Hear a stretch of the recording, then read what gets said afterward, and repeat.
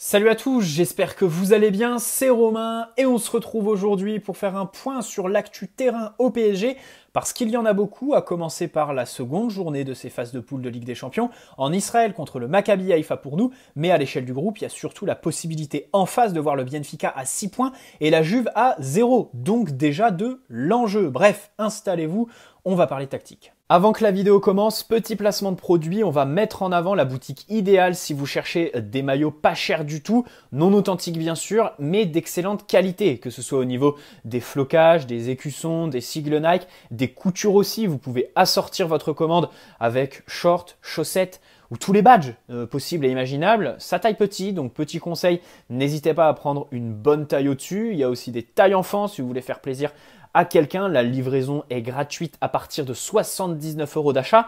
Sachez que pour les délais, comptez 3 semaines, plus ou moins, dans les deux cas. Ça peut être moins comme un petit peu plus.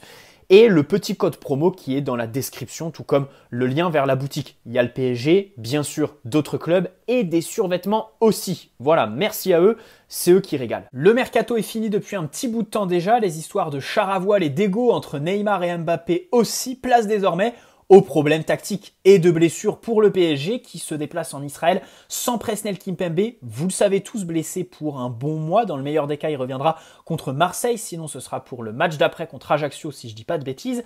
Renato Sanchez est aussi blessé après une belle entrée contre la Juventus de Turin qui laissait présager de l'espoir et une petite montée en puissance. Cette blessure est vraiment regrettable. Et enfin, dernier absent, Keylor Navas qui n'était pas à l'entraînement du jour. Lui, c'est un petit peu plus anecdotique, c'est triste de parler de Keylor Navas comme ça, mais la réalité, c'est qu'il devait partir cet été.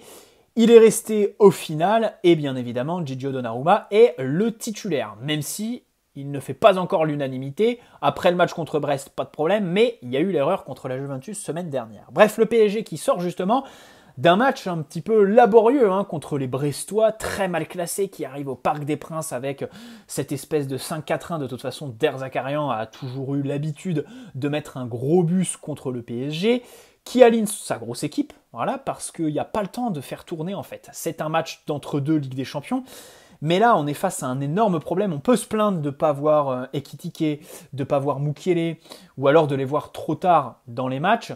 Le problème, c'est qu'il y a un écart, évidemment, entre ces joueurs-là et nos titulaires, qui est conséquent en termes de qualité, bien évidemment, et d'automatisme aussi, bien sûr. Et surtout, il y a le classement de la Ligue 1. Je commencerai par là, en fait. Marseille sont à égalité de points. On est devant eux seulement parce qu'on a marqué 10 buts de plus. On en a encaissé autant, je crois 4.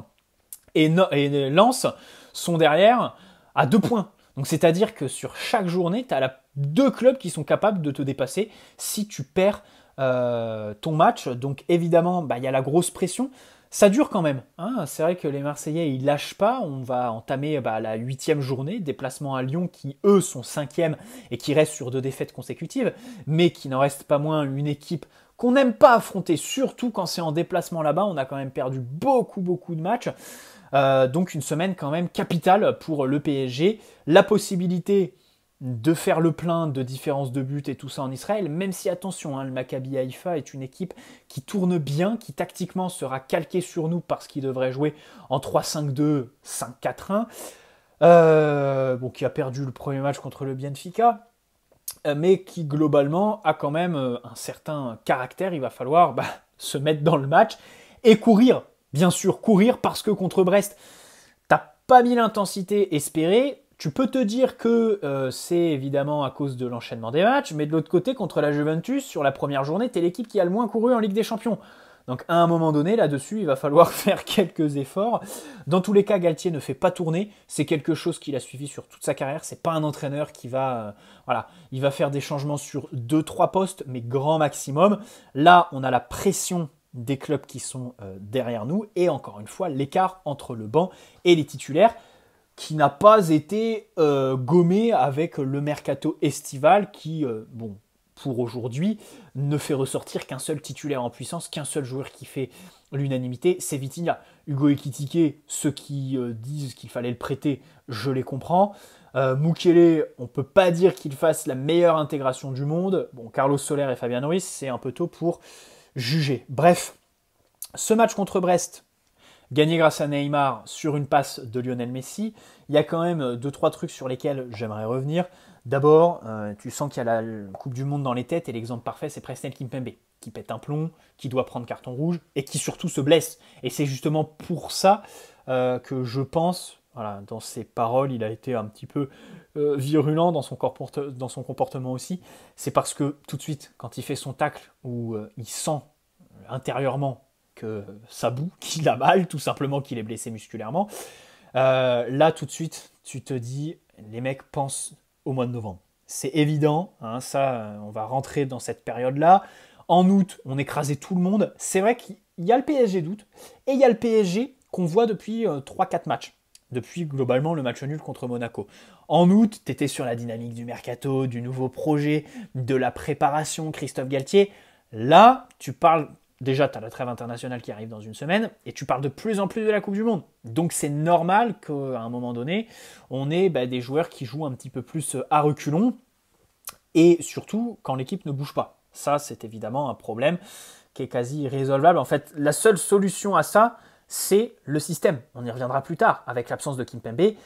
Est-ce que s'il y en a un autre qui se pète, on ne va pas revenir à un système à 4? Bref, dans tous les cas, le PSG ne se crée plus autant d'occasions qu'en août, c'est vrai. Et contre Brest, ce qui m'a vraiment, vraiment pas plu, on a eu des occasions, hein, pas de problème. Bon, en face, ils jouaient avec qu'un seul attaquant, donc difficile pour eux de se créer des occasions, même si on leur a quand même offert ce penalty arrêté majestueusement par Gigio Donnarumma, bien pour sa confiance évidemment. On s'est créé des occasions, mais c'était toutes les mêmes. Et c'est là l'énorme différence avec le PSG d'août. En août, on était dangereux partout. Corner, coup franc, prise de profondeur, évidemment, exploit individuel.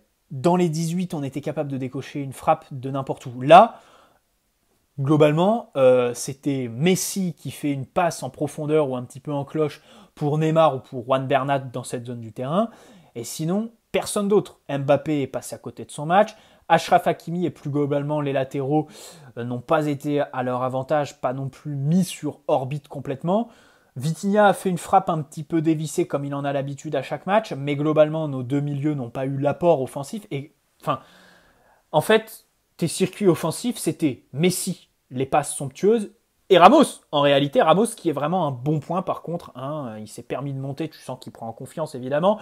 De toute façon, il a quasi autant joué depuis août là que sur toute la saison dernière. Attention à pas le péter. Parce que de toute façon, quand tu enchaînes comme ça, tu sais très bien que si blessure il y a, elle arrivera à un moment où tu ne l'attends pas. Elle va te tomber sur le coin du nez comme ça. Et c'est vrai que pour Sergio Ramos, j'espère que ça ne va pas arriver. On touche du bois pour l'instant, on prie parce que de toute façon, si Ramos saute, tu es obligé de repasser à 4 derrière. Donc le PSG doit absolument continuer à travailler cette animation offensive. Et puis bon, défensivement, c'était pas un mauvais match non plus, parce que certes, Kimpembe, il fait pas un bon match. Kimpembe, quand il est capitaine, j'ai l'impression que mentalement, il est différent en fait. C'est vrai que la gestion mentale, je sais pas, il y a une sorte de gap en fait entre le Kimpembe qui n'est pas capitaine et celui qui a des responsabilités. Dans le mauvais sens du terme. Quand il est capitaine, c'est vrai qu'il y a de nombreux matchs dans lesquels il a pété les plombs. À commencer par samedi. Bref, Neymar est encore excellent. Neymar, ça me fait ma transition sur le match contre le Maccabi Haïfa. Il lui manque qu'une seule chose pour aujourd'hui, voilà, faire partie des débats pour être le meilleur joueur en Europe depuis le début de la saison et tout ça. C'est évidemment retrouver le chemin défilé en Ligue des Champions. Il était tout proche contre la Juventus, il a fait un excellent match en termes de passes décisives. Kylian Mbappé aurait pu le servir et lui permettre de briser sa disette qui date quand même, je crois, ça fait plus d'1 an. Moi, je mets une pièce sur un but, évidemment, en Israël pour lui, parce que c'est juste ce qui lui manque. Être décisif en Ligue des Champions, sinon il est absolument extraordinaire dans tous les compartiments du jeu. Le mec redescend. En fait, la saison dernière et avant, Neymar redescendait parce que t'arrivais pas à faire remonter les ballons. Et du coup, dans le dernier tiers, il arrivait complètement cramé, sans lucidité, et il t'énervait parce qu'il faisait les mauvais choix ou il gardait trop le ballon. Là, aujourd'hui, en réalité, c'est ce même Neymar qu'il y a 2 ans qui descend, qui parfois va demander une passe à 2 mètres à Marquinhos ou à Sergio Ramos, et qui derrière, dans le dernier tiers, est absolument incroyable, et qui sans ballon en plus, se sublime complètement, parce que est vraiment un point névralgique pour ton équilibre, parce que c'est clairement pas Messi et Mbappé qui vont faire les efforts. Il est extraordinaire. Voilà, bref, on retourne notre veste, bien évidemment. Et petit Campos, on sait tous. On sait tous que Campos voulait s'en séparer cet été. On sait tous que le mercato, avec une vente de Neymar, n'aurait pas eu la même gueule. Aujourd'hui, tu dis ouais, on a fait un mercato low cost, ouais, c'est bien, il n'y a plus de bling-bling, mais les gars, si Neymar part, évidemment que derrière, tu recrutes Lewandowski, Bernardo Silva, Skriniar et toute la clique. Et évidemment que du coup, le bling-bling, bah, il est toujours là. Tu vois ce que je veux dire? Et Campos voulait s'en séparer. Franchement, il y en a qui vont reprendre de voler dans les commentaires et me dire ouais, tu tombes dans le piège des médias, c'est Dominique Sévérac qui disait ça, c'était de l'invention avec la prolongation d'Mbappé. Que Mbappé ait demandé le départ de Neymar, ça je n'y crois pas. Par contre, que Campos voulait s'en séparer, Campos, faut pas être neuneux.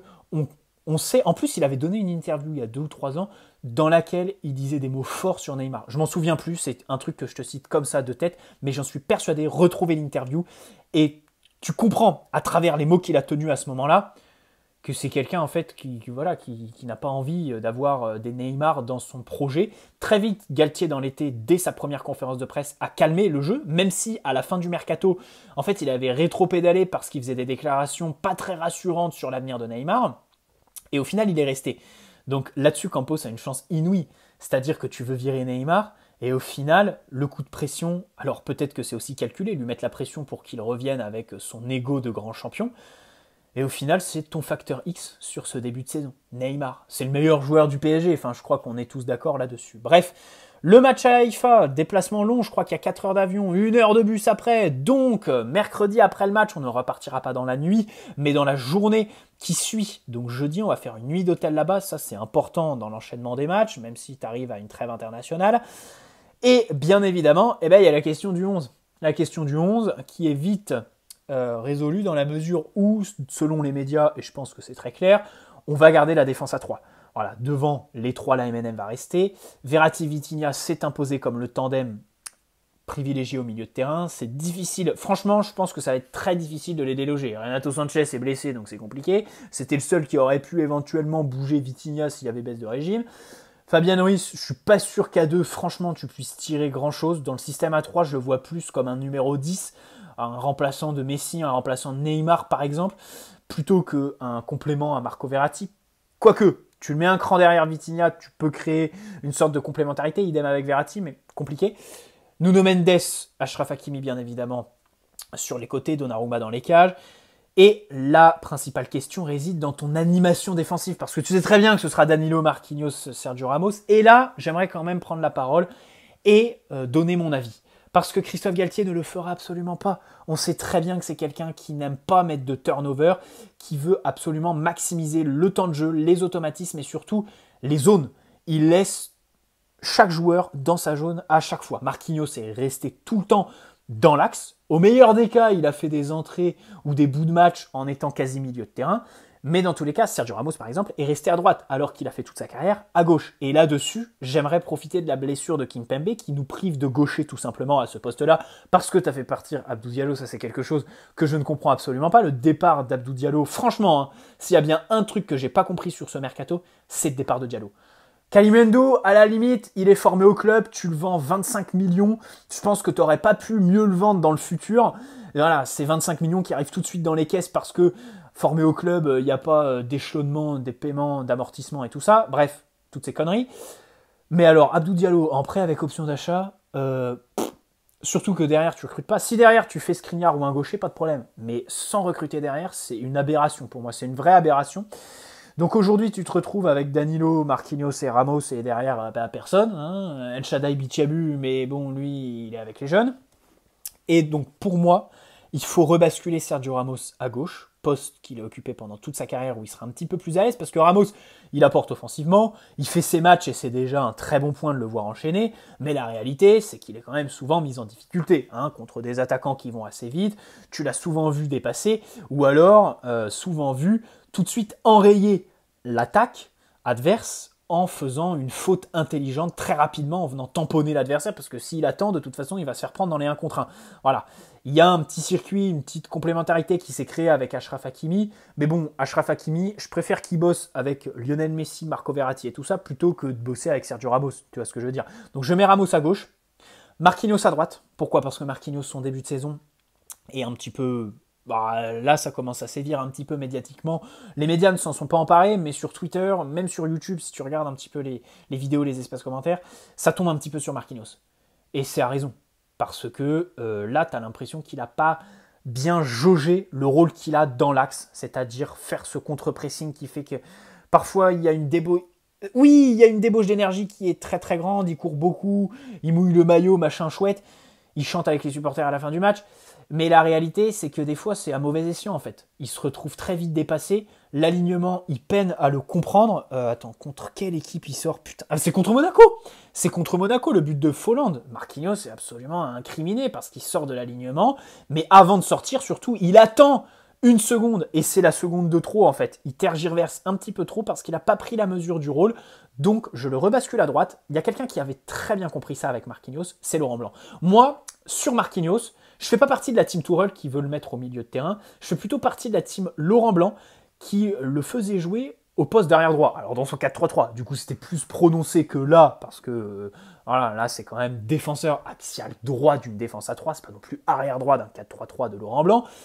Mais ce que je veux dire, c'est que c'est plus quelqu'un qui va jouer les 1 contre 1, qui va couvrir Achraf Hakimi, et pas être dans l'axe, à toujours avoir à courir vers son but et tout le bordel. Vraiment. Donc, Ramos à gauche, Marquinhos à droite, et Danilo dans l'axe, parce que Danilo est celui qui est le plus en confiance. Danilo, franchement, hein, ne le sous-estimez pas. C'est un joueur qui a, bon déjà, tu le vois sur ce début de saison, une belle qualité technique, une belle personnalité à la relance, mais surtout, tu as tendance à dire que c'est un guerrier machin chouette. Avant tout, c'est quand même quelqu'un qui est très intelligent dans son placement. S'il fait des interventions aussi propres, c'est parce qu'en amont, il y a un gros travail intellectuel, une vraie compréhension de l'espace chez Danilo. Et ça, je voudrais le mettre en avant et je pense que la consécration, ce serait de lui donner ce rôle-là. Donc voilà pour moi ma composition demain. Je préfère mettre Marquinhos à droite. Et puis pour ce qui est de passer à 4, bon, on y reviendra sur une prochaine vidéo parce qu'on est déjà quand même sur un bon timing, 15 minutes, 16 minutes. Bonne soirée à tous, bon match demain, on se retrouvera pour le débrief dans la foulée, bien évidemment, du coup de sifflet final. Bonne soirée, posez un like si cette vidéo vous a plu, abonnez-vous si ce n'est pas déjà fait et si les vidéos vous plaisent. On est reparti évidemment pour analyser toute l'actualité du PSG. Ciao les amis, prenez soin de vous avant tout.